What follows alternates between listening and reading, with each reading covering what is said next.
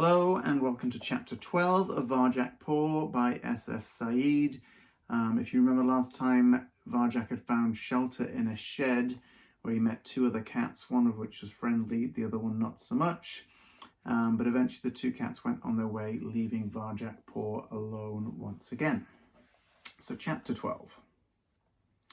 Varjak walked in the other direction. He shivered as he walked. The grass felt wet and clammy, cold beneath his paws. The sky was clear after the storm, but it looked hollow and black, as though the rain had washed even the moon and stars away.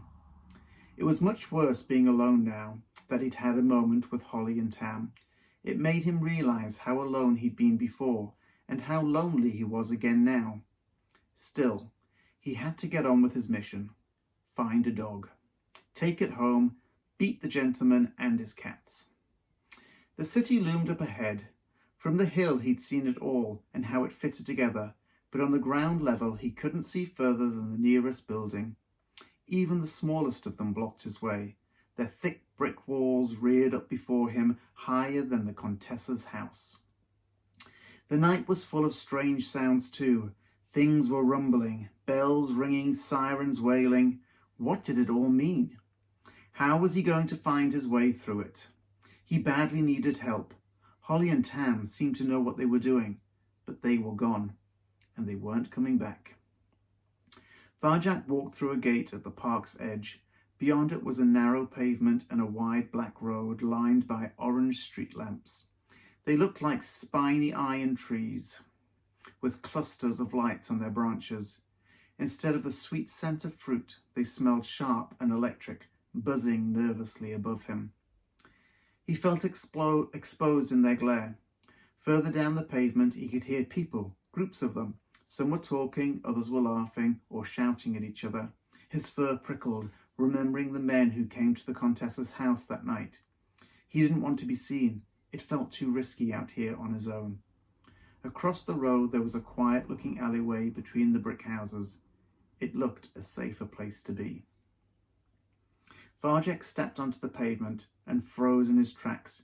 Before him, lined up at the edge of the road, was a whole column of shiny metal monsters.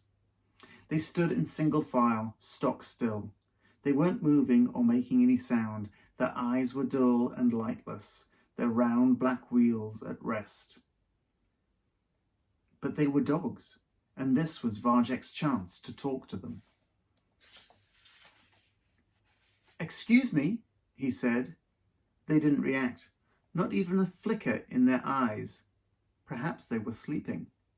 He took a deep breath and crept closer to them, ready to run if they suddenly awoke. He slunk onto the road, stretched out a paw, and gingerly touched a monster's smooth metal flank. It was cold, not asleep, but dead. Varjak shivered at the thought. Far away, but closing in, something shrieked, something roared. Varjak's heart thudded in his chest and he turned to face it. The shrieking, roaring noise grew louder. It was a pack of dogs, live ones, and they were coming down the road towards him. He'd have forgotten how fast and wild they were. In motion, they blurred beneath the streetlights. Their yellow eyes were open, so round and bright that they seemed to pierce his skull. He couldn't meet their gaze. He had to look away. No wonder people were scared of them. Varjak quaked as the monsters roared past, one after another after another. They were massive, mighty, unstoppable. In their wake came that foul, choking smell. It made him cough and cough and cough. He cowered in the lethal wind, watched the red eyes at the back recede into the distance. "What should I do, Jalal?" Awareness, the second skill. Before you do anything, you must know what you are dealing with. Assume nothing. Be sure of the facts. All right. The fact was, these dogs wouldn't notice him if he just sat there and called out to them. They wouldn't even hear him. He had to make one of them stop. That came first. There was only one way to do it, and Varjak's stomach tightened as he realised what it meant. He was going to have to stand in front of them, in the middle of the road as they sped towards him. Then they'd see him and would have no choice but to stop. It would take courage, But he could do it. He could do it. He was sure he could. Deep inside him, something shrugged at his shoulders and walked away. Absolutely not, it said. I'm not Jalal. I'm not even Julius. The dogs are never going to stop for me. Even if they see me, they'll just run me over. They'll kill me. Look at them. They're huge, heartless monsters. They don't slow down for anything. It's pointless to even try. But he had to try. The elder paw gave his life so he could try. Him and no one else. That sacrifice would mean nothing unless Varjak was prepared to risk his own life too. And hadn't he always wanted the chance to prove himself a proper Mesopotamian blue? Varjak closed his eyes, took a deep breath, and strode out into the road to the very centre of the dog's path. Another pair of yellow eyes appeared in the distance. He could smell the foul breath from here and could hear the deafening roar. The tales were right. These monsters filled his heart with fear. It clawed at his insides as they came towards him. "Stop!" he called. The eyes were big and dazzling. Varjak looked straight into them. He ignored the piercing pain they made in his head. He ignored his muscles screaming at him to run from the oncoming beast. He stood his ground. He remembered the elder paw in the garden, facing up to the gentleman's black cats. So brave. That was what he needed now. "Please stop!" he shouted. "I have to talk to you."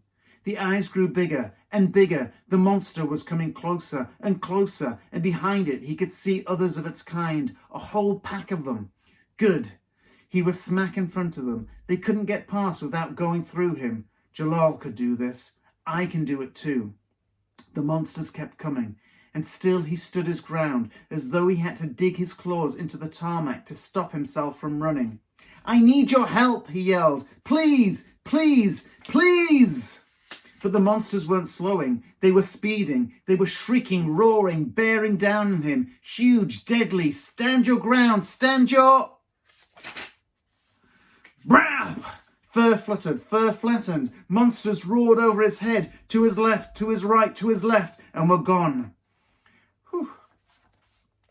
Varjak stayed flat on the ground, cowering, crushing himself into the tarmac. Even though the dogs were gone, all his hopes of saving the family with them. I'm going to show you the pictures of the cars coming towards him. Scary stuff. He crawled across the hard black road to the other side, not daring to stand up straight. His body shook with shock. If he even breathed as they passed over him, they would have destroyed him.